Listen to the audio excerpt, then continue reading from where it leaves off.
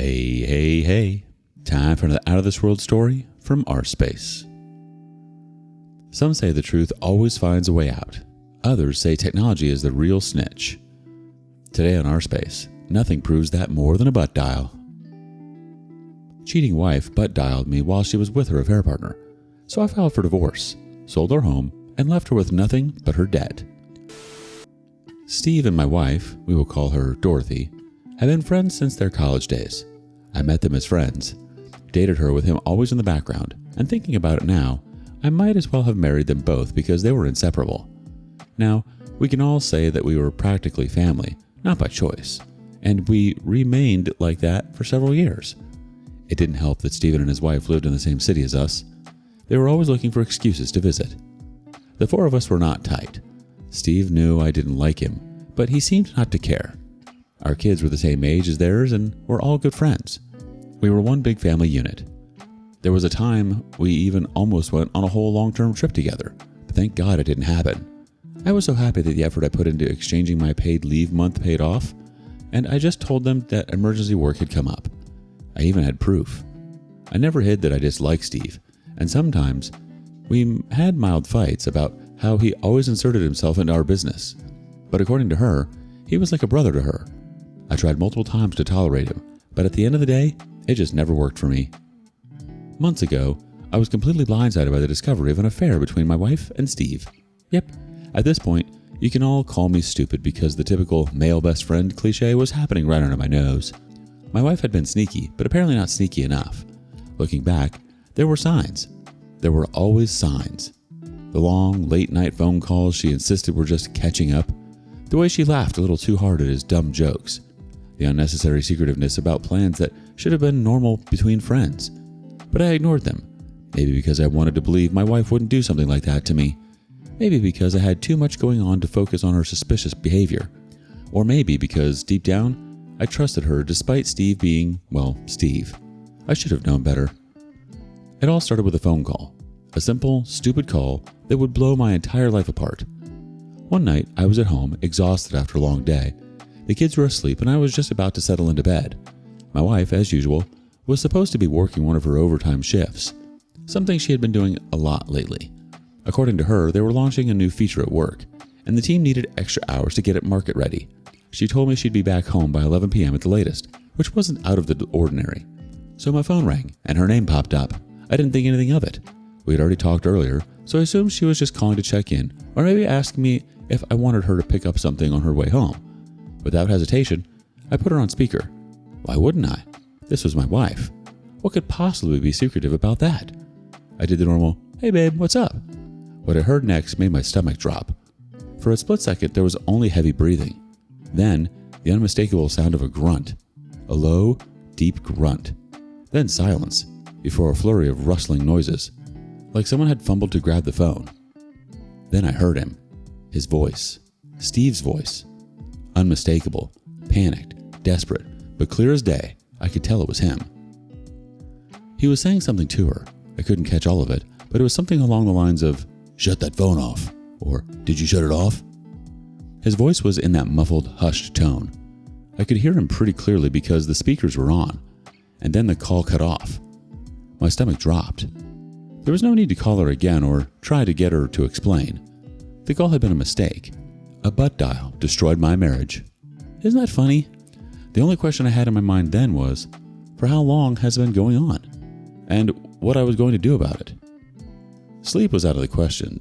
My brain was moving at 100 miles per hour, piecing together all the little moments I had overlooked, all the red flags I had dismissed. Every late night she claimed she was at work. Every time she mentioned Steve offhandedly like it was nothing. Every time she got defensive when I said I didn't like how much time she spent with him. I should have listened to my gut. I should have trusted my instincts instead of letting her gaslight me into believing I was just being paranoid. I was still wide awake when she got home. My body was screaming for rest, but my mind wouldn't shut down. I had too much rage boiling inside me to even think about sleep. When I saw her face, just pure, cold, undiluted rage. She started begging me, telling me that it wasn't in the heat of things, that she loved only me, and that it was a one-time affair. She threw all the excuses in the book at me, came to the side of my bed to get me to face her, all those theatrics. It took the fact that I'm usually a cool man not to send her out of the house that very night. Somehow I managed to tell her that we would talk about it the next day, and that she couldn't sleep in the room with me. I can recall that day and how nervous she sounded. She was way too nervous for it to have been one time, and she sounded like she'd been doing it for a long time, and only now she'd been finally caught. Thinking back, maybe she could have salvaged things and tried some excuse instead of begging right away, but that Steve voice just gave away everything. Like I said, even without her in the room, I couldn't sleep. I just stared at the wall until dawn. By morning, I already knew what I needed to do. I was going to get a divorce, but I just needed evidence. During breakfast, she looked like a complete mess. Her face was blotchy, her eyes swollen from what I could only assume was a night of crying. She could barely hold my gaze. Kept glancing at me anxiously, waiting for me to explode. But I didn't. I kept my voice even, and my expression was calm but filled with anger. With every word, I could see her flinch. "I forgive you," I told her. The shock was so clear on her face. I don't know all the scenarios she must have played in her head. She had probably spent the entire night bracing herself for a screaming match. But I gave her none of that. Instead, I told her I was still angry, but that I believed her when she said it was a one-time thing. And all she had to promise me was that she would never do it again. And secondly, Steve was not allowed into our house forever. And just like that, I watched even more relief flood her face. She was so eager to agree to whatever terms I was laying down. Maybe she was suspicious of the whole thing, or maybe she just believed I was a saint. Whatever it was, she just played along with what I had said and was grateful to me for it. Perhaps she felt like she was getting off easy. That right there, that's when I knew I had her exactly where I wanted her. She wasn't sorry she had done it. She was sorry she had been caught. But I wasn't going to just confront her outright. No, that was a fool's move. If I had blown up right then and there, she would have just deleted her call logs, wiped every incoming text, and gone on the defensive. She would have twisted the story, gaslit me into thinking I was overreacting, and somehow made herself the victim in all of this. She would have cried to her friends, our mutual family, and anyone who would listen, painting me as some paranoid, controlling husband who never really liked Steve anyway. Then what? A divorce? That would mean she'd walk away with half of everything I owned. No, sir, that wasn't happening. Not on my watch. I was playing the long game. I needed evidence, solid, irrefutable proof that she had betrayed me. The kind of evidence that would make any judge laugh her straight out of the courtroom if she even dared to ask for a dime from me. I knew how people like her and Steve operated. They weren't just going to cut things off cold turkey, and after being in it for so long. People like that don't just cheat for a long time and never do it again. No, there were only 3 possible ways this could go. Either they end it there and then, and after a while, start cheating again, or she would break off to see him one last time to end things properly, which, let's be honest, was just an excuse to sleep together one more time, or laugh behind my back and keep going, thinking I was too stupid, too in love, and too gullible to see it. Either way, I had to be ready. So I paid someone to watch them where my eyes couldn't reach while I watched her within the house.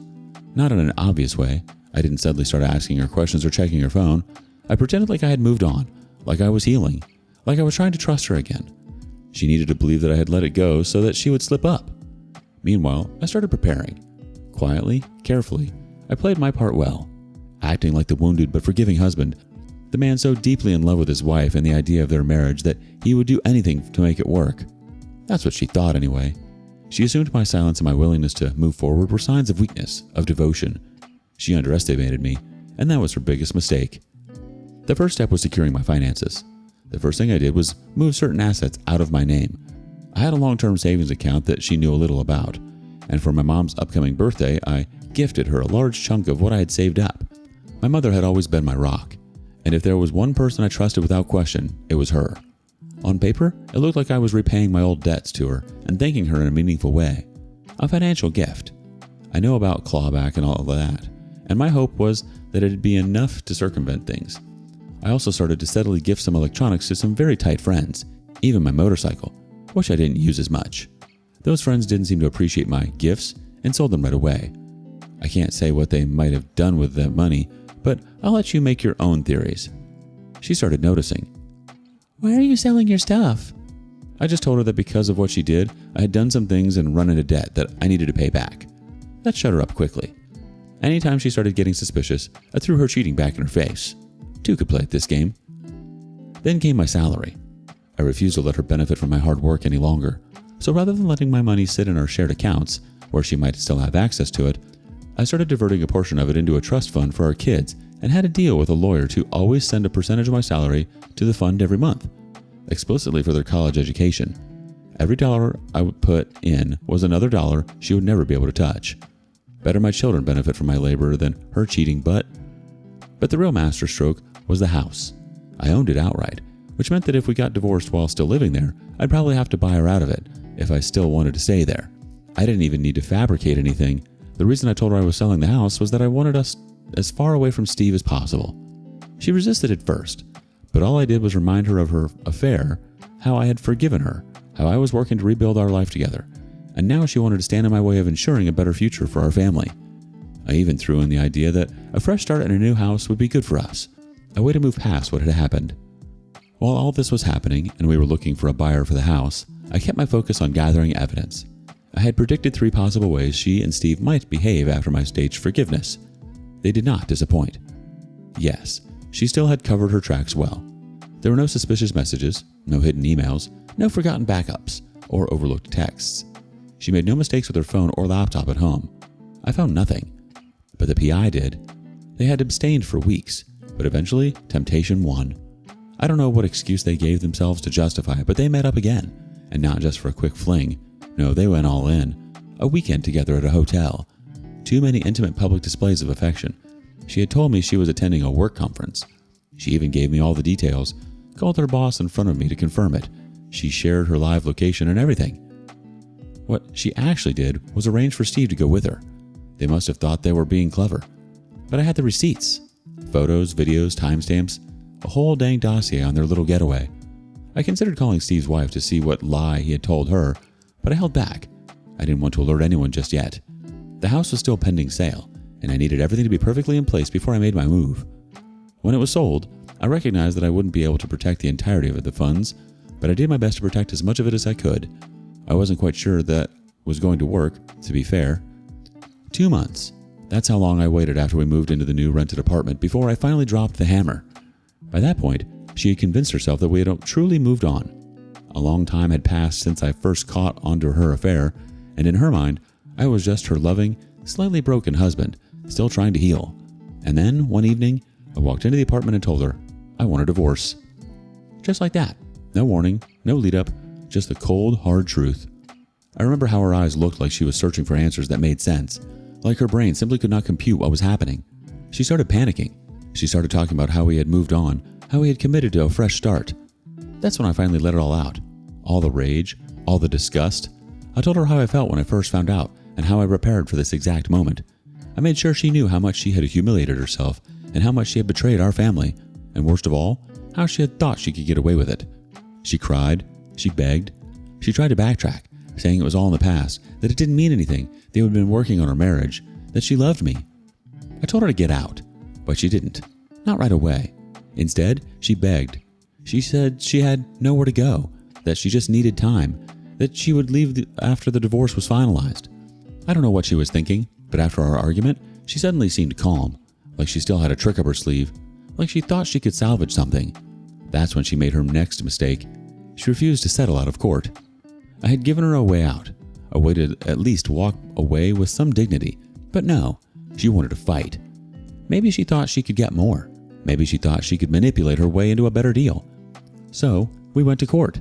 And let me tell you, watching her realize piece by piece that she was screwed was one of the most satisfying moments of my life.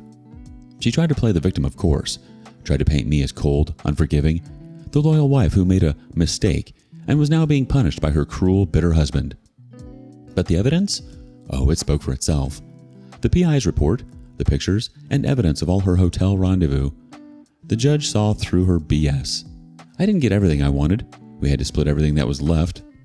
Fortunately for me, there was enough left that there was little need to dig into how much I had set aside. I also managed to escape alimony due to that lump sum. I also got to keep the new apartment, but I knew that I didn't even want that anymore. I'd move out as soon as I could. The best part for me came a few weeks after the divorce. She had moved out, and I found out from the PI that she had bounced straight back to Steve and apparently had been spending some of her money pretty stupidly. A lot of it. And who had been covering for her when necessary? Steve. And that, guys, is when I played the last card. I emailed everything, the pictures, the proof of the affair, and the details of everything to Steve's wife. I don't know how that went down, but I can imagine. What I do know is that eventually, my ex-wife started calling everyone she could that could talk to me, my parents, her friends, even her siblings, desperate for money. I told them I had none. She started hinting at money problems whenever she texted me. I never answered. She tried to ask for help directly once, looked me in the eyes, all pitiful, tried to appeal to the man she used to know. I just smiled and told her, not my problem. She had made her choices. Now, she had to live with them. Things have been good for me. I've bounced back for the most part, and I'm very thankful for that. That butt dial was literally the worst and best thing to ever happen to you. And then he's like a brother to me.